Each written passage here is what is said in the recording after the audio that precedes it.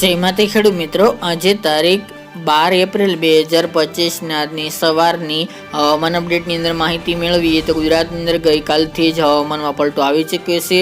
તાપમાન પણ નીચે જોવા મળી રહ્યું છે. આ સાથે જ મિત્રો માવઠાનો માર પણ જોવા મળી રહ્યો છે. ગઈકાલના રોજમાં અમુક ભાગોની અંદર હવામાનમાં પલટા સાથે વરસાદી ઝાપટા પણ જોવા મળ્યા હતા. કરા સાથે પણ વરસાદ નોંધાયો હતો. તેમજ મિત્રો આજે પણ હજુ ગુજરાતની અંદર અમુક 1-2 સેન્ટરોની અંદર વરસાદ પડે તેવી શક્યતા રહેલી છે. ખાસ કરીને મિત્રો અત્યારે સિસ્ટમની અસર જોવા મળી રહી છે, જેના કારણે ગુજરાતની અંદર હવામાન પલટાઈ ચૂક્યું છે. હજુ પણ આગામી 15 તારીખ સુધી ગુજરાતમાં હવામાન પલટો જોવા મળે તેવી સંભાવના રહેલી છે. પરંતુ મિત્રો 2 દિવસ દરમિયાન આપણે વરસાદને લઈને માહિતી આપી હતી. તેમાં ગઈકાલના રોજની વાત કરીએ તો ભાવનગર તેમજ આજુબાજુના 1-2 ગ્રામ્ય વિસ્તારની અંદર વરસાદી ઝાપટા જોવા મળ્યા હતા. ભાવનગર સિટીની અંદર કરા સાથે પણ 1-2 ભાગોની અંદર વરસાદ જોવા મળ્યો હતો માવઠાનો. આ સિવાય ધોલેરા છે એ વિસ્તાર જે ભાવનગર અમદાવાદ રોડ છે એ વિસ્તારની અંદર પણ ઝાપટારૂપી કમોસમી વરસાદ નોંધાયો હતો. કચ્છના પણ 1-2 ભાગોની અંદર હવામાનમાં પલટો જોવા મળ્યો હતો.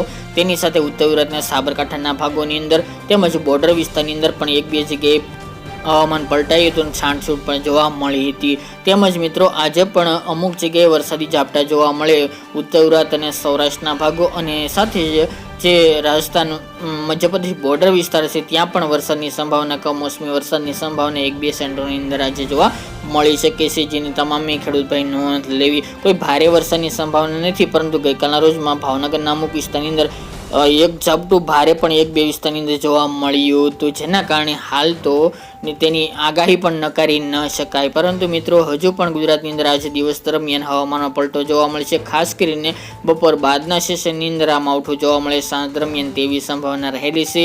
તેમજ મિત્રો રાજસ્થાન તેમજ છત્તીસગઢ જેવા રાજ્યોની અંદર પણ અંધકાર જેવું માવઠું પણ ત્યાં પણ જોવા મળી રહ્યું છે. ત્યારે ઉત્તર ભારતમાંથી WD એટલે કે વેસ્ટર્ન ડિસ્ટર્બન્સ અને એક અસ્થિરતા પસાર થઈ રહી છે, જેની અસર ગુજરાતમાં જોવા મળી રહી છે અને ગુજરાતનું હવામાન પલટાયું છે, જેના કારણે મિત્રો અત્યારે ગુજરાતની અંદર તાપમાન ઘણું નીચું આવી ચૂક્યું છે. 40 ડિગ્રી કરતાં પણ ઘણું નીચું પહોંચી ગયું છે. આગામી દિવસની અંદર પણ હજુ તાપમાન નીચું ચાલે અને ગરમીમાંથી રાહત મળે તેવી સંભાવના દેખાઈ રહી છે. 15 તારીખ સુધી હમણાં તાપમાનમાં વધારો થાય તેવું અનુમાન દેખાઈ રહ્યું નથી. એટલે કે 15 તારીખ બાદથી ફરી તાપમાનનો રાઉન્ડ જોવા મળશે, એટલે કે વધારો જોવા મળે તેવી સંભાવના રહેલી છે. આ સાથે જ મિત્રો ગઈકાલના રોજથી આ સિસ્ટમ અસ્થિરતાને કારણે મિત્રો પવનની ગતિમાં પણ જોરદાર વધારો જોવા મળી રહ્યો છે. ગઈકાલના રોજમાં સૌરાષ્ટ્રના ભાગો ઉત્તર ગુજરાતના ભાગોની અંદર પવનની ઝડપ 21 થી લઈને 30 કિલોમીટર પ્રતિ કલાકની પણ જોવા મળી રહી છે. આગામી દિવસમાં હજુ પણ પવનની ઝડપમાં 5 કિલોમીટરની ઝડપ જોવા મળે વધુ જોવા મળે તેવી સંભાવના દેખાઈ રહી છે. આ સાથે જ મધ્ય ગુજરાત અને